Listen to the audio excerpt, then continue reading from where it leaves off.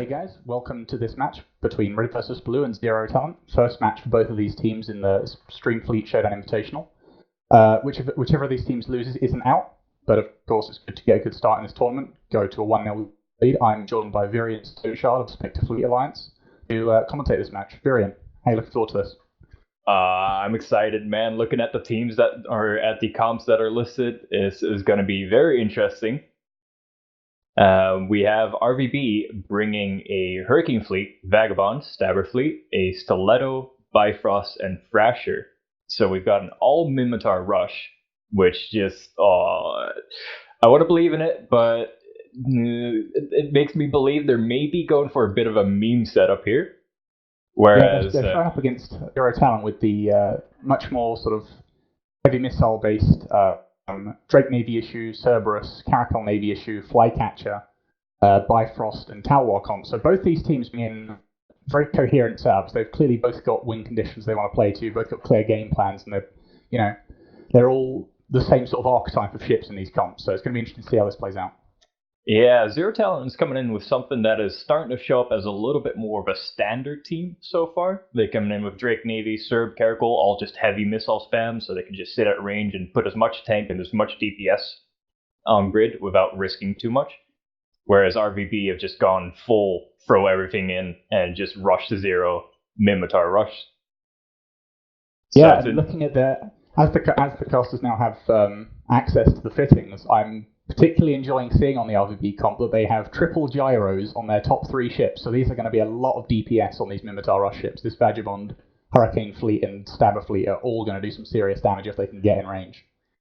Yeah, they've all got full 425mm autocannons, so it is just going to be full speed, get close, and apply as much damage as they can, which is going to be interesting because there's no logistics anymore. If they can get that DPS on target, it means that Drake Navy, Cerberus, they're not going to get any reps. They're just going to get chewed straight through. Yeah, of course, may be difficult though against the comp of Zero Talent with this missile comp, obviously able to keep range, mainly heavy missiles, I believe, on the Drake, Cerberus, Caracal. So, they've got decent projection, decent range across the arena, so they may be able to just stay away from these medium autocannons and try and buy some time. The risk here as well, there's no logi that the team has to stay centered around. So that Drake Navy, Serb, Caracal Navy, they can just split up as much as they want. As long as they're in damage range, that's all that matters here. None of the teams have logistic drones either, so they don't need to be in any sort of range from each other.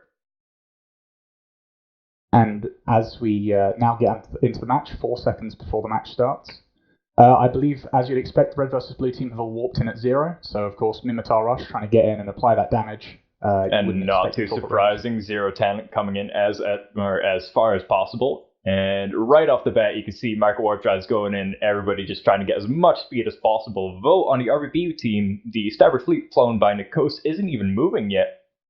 That's a big mistake. Yeah, this could be a critical error because obviously this Sabre fleet does need to get in range and start applying. Although everyone is speeded up now, this is a massive drag race going on in the arena now as everyone is just burning. The Zero Talent teams are burning away and Red versus Blue are burning in, and it's just a matter of who can get on top of each other at the moment or who can escape. Yeah, there's not much tack on grid yet, but Thrasher's target painter, it's going to get killed very soon. However, the Talwar for Zero Talent also just got tackled, and that's going to last just about 2 seconds longer. Yeah, so both teams choosing to primary these squishy support destroyers and try and clear some of this damage off the field. Of course, you don't really want to primary the Navy Drake or the Cerberus because they're just going to be immensely tanky, so clearing the damage from the Thrasher and the Talwar is a good choice. Yeah, they've traded the Thrasher for the Talwar, but the Fleet Hurricane from Red versus Blue is already in armor, so that's not a good trade. Somehow they managed to pull that trade at the same time and still have their Hurricane lose all of its shields.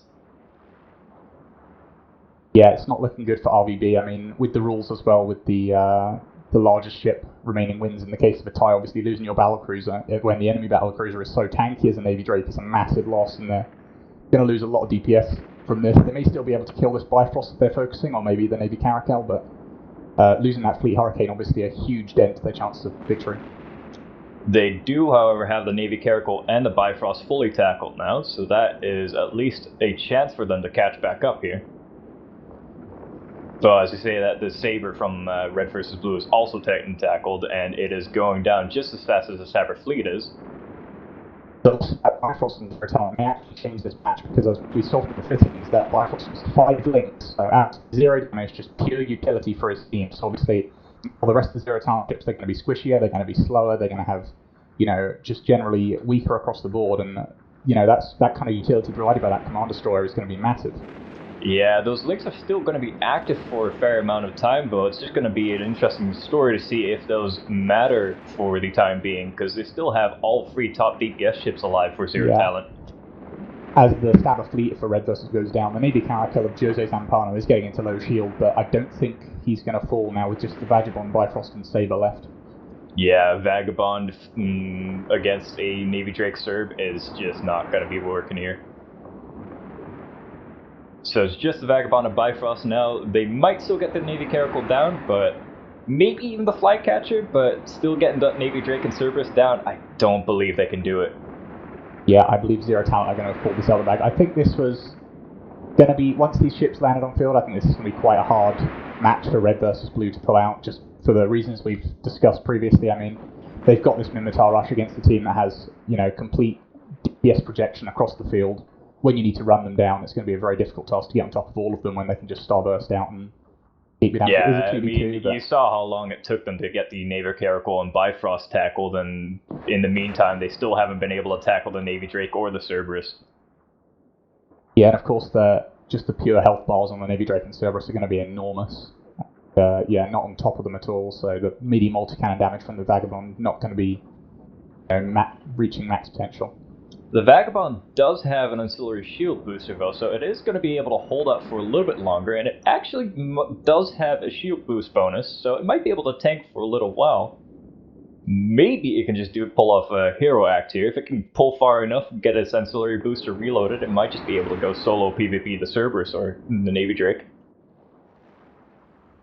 Yeah, unfortunately for Red versus Blue, they kind of need to kill the Navy Drake, having their own fleet Hurricane dead, and I just don't see that happening personally. Yeah, and the Vagabond's already losing chunks of its hull at a time. Even 3.7 kilometers per hour or a second can't save the Vagabond from getting killed by these heavy missiles. And it goes down. It goes down. Leaving just the Bifrost of Nitro Oxide. Yeah, I could have believed in a Vagabond pulling off hero tactics here, but a Bifrost? No, that's just not going to do it. That's basically game over. Yeah, so Red versus Blue at the end of this are going to go down 0-1 and they're going to face another 0-1 team. I don't think it's going to be confirmed who they're going to face yet. Well, I don't think we know who they're going to face yet. But not off the top of my head, no. Zero Talent scoring 1-0. Yeah, not too surprising, though I would have loved to see the full Minotaur rush win this one. Yeah, everyone loves to root for RVB. I mean, they always show up and they put on a good show, and everyone, the role-playing full Minotaur squad, it'd be great to see them win, run down Zero Talent, but unfortunately today hasn't happened. And then the Bifrost entering hull now, that's going to be it. And it goes down. Alright, that's Zero Talent winning this match. Red versus Blue going down into what is basically the loser's bracket. And I suppose we shall see you guys in the next one.